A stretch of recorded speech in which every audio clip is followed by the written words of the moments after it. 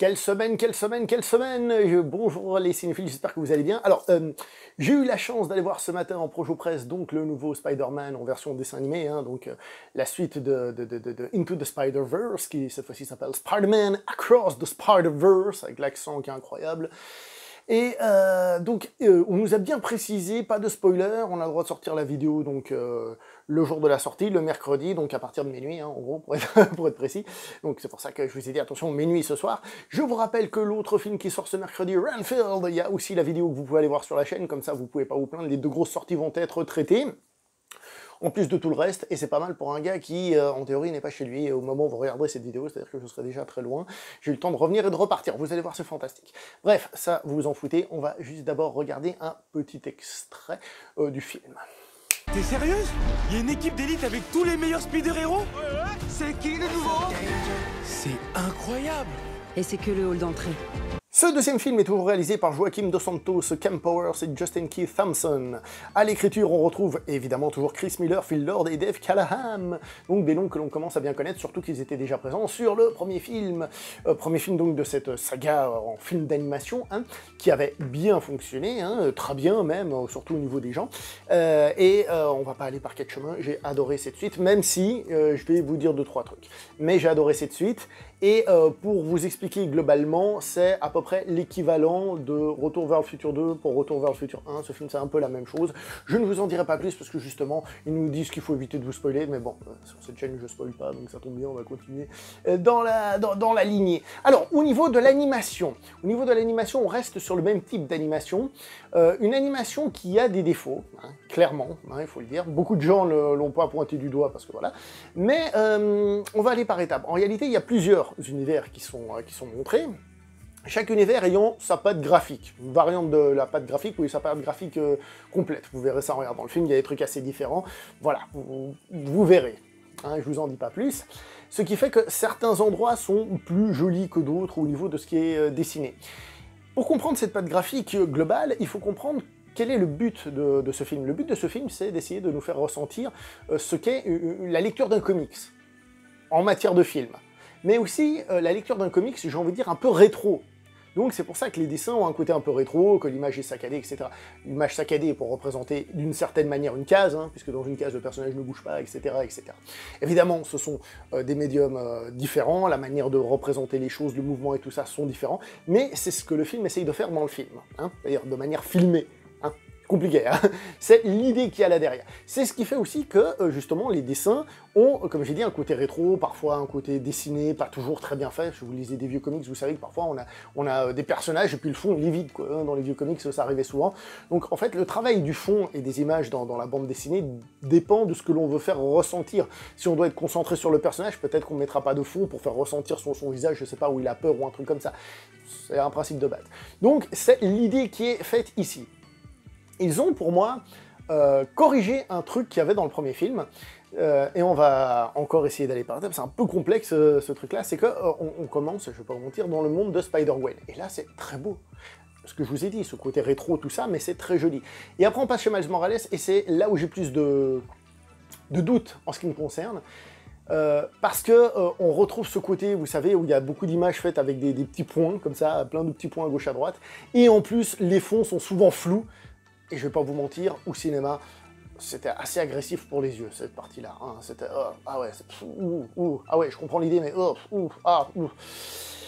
Comme je vous ai dit, ils ont corrigé un des défauts, c'est qu'il y a moins de combats au corps à corps que dans le premier film, puisque l'image est saccadée. Et quand l'image est saccadée, forcément, la lisibilité du mouvement en prend un coup, c'est le cas de le dire, et ça pénalise beaucoup les échanges. Alors, le fait qu'il n'y ait pas de combat au corps à corps, il y a plusieurs raisons à cela. La première, c'est que ça évite les coups de poing, les coups de pied à trop grande répétition, parce que dans la vision américaine, ça c'est de la violence, hein, parce qu'un gamin va vouloir imiter son idole, donc il va mettre des pêches, hein, et donc ça c'est pas bien vu, donc on essaie de faire qu'il lance des toiles, des trucs et des machins, ça c'est classique. Je dis pas qu'il n'y a pas de coups de pied, hein, ni de coups de poing dans le film, il y en a plein, hein, mais je veux dire, ils ont essayé de calmer cet aspect échange au corps à corps et tout ça, ce qui fait que la lisibilité des scènes d'action est globalement plus réussie. Après, il y a quand même quelques moments où on perd un peu la spatialisation parce qu'il y a le style qui prédomine. C'est un choix qui est fait, évidemment, mais globalement, je trouve que l'on s'en sort plutôt bien. Et comme on va aller dans différents univers, l'aspect chez Miles Morales, hein, donc dans son univers à lui, qui a une patte graphique que j'ai trouvé personnellement très agressive, malgré la bonne volonté derrière, parce que c'est ça le truc, c'est que les gens doivent comprendre qu'il y a la volonté et il y a le résultat de la volonté. Moi, je veux être champion du monde de foot, je prends le ballon, la volonté elle est peut-être là, non, d'accord. Donc je veux dire, la volonté était de représenter cette vieille bande dessinée, mais il y avait un truc qui collait pas, surtout, je sais pas comment vous l'avez vu, mais sur grand écran, hein, comme je l'ai vu moi, là, énorme écran et tout, c'est assez agressif. Heureusement, par la suite, on arrive dans d'autres univers où justement cette patte-là est beaucoup moins agressive, et c'est tant mieux, et c'est tant mieux. Au niveau du film en lui-même, donc comme je vous dis, il va étendre hein, l'idée du premier, hein, on va avoir plus de clones de Spider-Man, je vais pas vous en dire plus là-dessus, mais on va en reconnaître certains, et surtout je les ai trouvés globalement mieux amenés encore que dans le premier, là où parfois on avait un peu l'impression qu'il fallait mettre un peu un comme ça, un comme ça, un comme ça, pour plaire un peu à tout le monde. Là ça m'a paru beaucoup plus naturel, même si on peut peut-être trouver que le film en met un petit peu trop. Ça c'est peut-être le contre-coup, il en met un petit peu trop. Mais ce film du coup a aussi la grande qualité de faire que ces apparitions ne soient pas juste un clin d'œil pour un clin d'œil. C'est justifié dans le scénario, c'est utilisé dans le scénario. Je veux dire, c'est pas juste là pour faire « Hey, je suis là, coucou, il y a une explication, je me casse, je suis dans le fond. Il y en a qui vont faire ça, évidemment. Mais globalement, il y a quand même une raison plus ou moins valable à tout ça. Il faut quand même préciser que certains personnages seront moins réussis visuellement. Je pense, vous verrez au début, il y a un vautour, j'en dis pas plus. Premières apparitions, si vous arrivez à comprendre comment il est, comment il bouge et tout, hein, sur les premiers plans et tout, oula, vous allez galérer un peu. Hein. Donc, comme j'ai dit, bonne volonté, très bien exécuté globalement. Hein. Moi, je me souviens, le premier, j'avais vu la bande-annonce, j'ai fait waouh, quand j'ai vu le film, j'ai vu les défauts et ça m'avait clairement embêté. Mais il y a des défauts, mais bonne volonté. C'est ça qu'il faut retenir, ça reste globalement intéressant. Ce qui m'amène à parler d'autre chose. J'entends beaucoup de gens dire « Ah, le précédent, c'est le meilleur film Spider-Man, machin truc. » Alors, déjà, il faut savoir de quoi on parle, les gens. On est en train de parler d'un film Spider-Man dans lequel on parle pas du même personnage. Vous voyez? Donc c'est un petit peu contradictoire. Oui, mais ça s'appelle Spider-Man aussi. Oui, mais je veux dire, c'est pas le même personnage, c'est pas le même médium non plus. Enfin, c'est du cinéma toujours. Hein. Les cinémas d'animation, c'est du cinéma pur et dur. Et ce que je veux dire par là, c'est qu'il y a quand même des différences, qu'on le veuille ou non, etc. Mais là où ça m'amène vraiment le plus, et c'est là que c'est le plus important, c'est l'ambition du film. Et évidemment que ce film a beaucoup plus d'ambition qu'un film Marvel. Hein, qui est un produit qu'on peut apprécier. Hein. Moi, généralement, un Marvel, j'apprécie. Hein. Mais on sait qu'on regarde un produit. Là, on est en train de regarder une véritable œuvre qui a une ambition. Une ambition visuelle, comme on l'a dit, mais aussi dans l'histoire qu'il raconte. C'est-à-dire qu'il arrive à faire tout ce qui est moderne, c'est-à-dire prendre justement toutes les références que je vous ai dit tout à l'heure, mais à bien les utiliser. Le film, d'ailleurs, je profite pour dire qu'il a des petites phases d'émotion qui font PAM quand elles arrivent, et qui fonctionnent très bien. D'ailleurs, elles sont très bien soulignées par une musique que j'ai trouvée très correcte.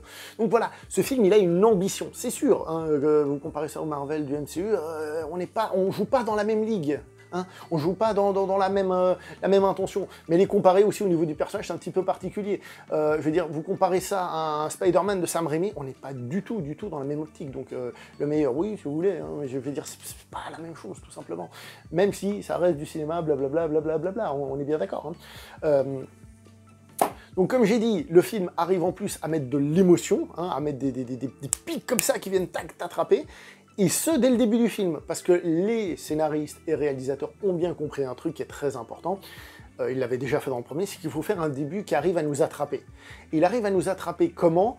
En faisant justement cette mise en scène, mais surtout à mettre du drame directement. Et en plus, ce qui est bien, c'est que c'est un drame qui est, d'une certaine manière, nouveau pour les fans classiques, on va dire, de Spider-Man, mais tout en ayant les ingrédients du classique Spider-Man pour que tout de suite on comprenne et tout de suite on soit touché.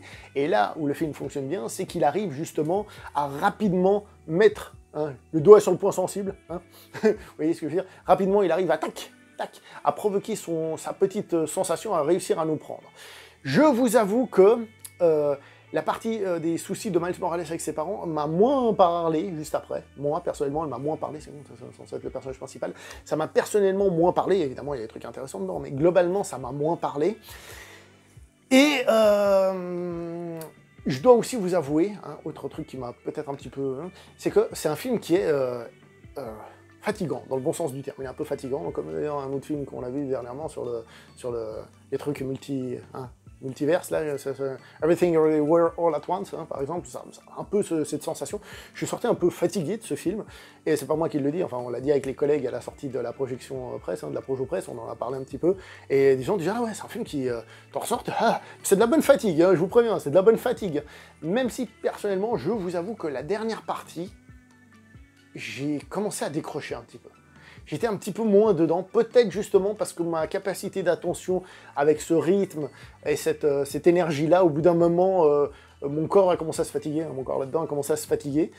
Je pourrais pas vous dire, j'avoue que la dernière partie m'a un petit peu moins prise, c'est des moments où je me suis vu être moins dans le film. Et ça, c'est un petit peu dommage. Globalement, ça reste un film pour moi bien supérieur au premier, hein, en ce qui concerne. Avis personnel, hein, vous n'êtes pas obligé de le partager, mais je le trouve bien supérieur au premier, et parce que les auteurs ont la liberté de faire ce qui dans le premier était peut-être encore un petit peu on peut y aller, mais il faut faire attention. Là, ils ont réussi à maîtriser leur objet, c'est-à-dire prendre les libertés qu'ils pouvaient se permettre, tout en étant très enfermés. Vous voyez? Donc très enfermé, mais très libre dans cet enfermement, ce qui en fait un film très cool, et je ne peux pas vous en dire plus. Voilà, en gros, c'est déjà pas mal.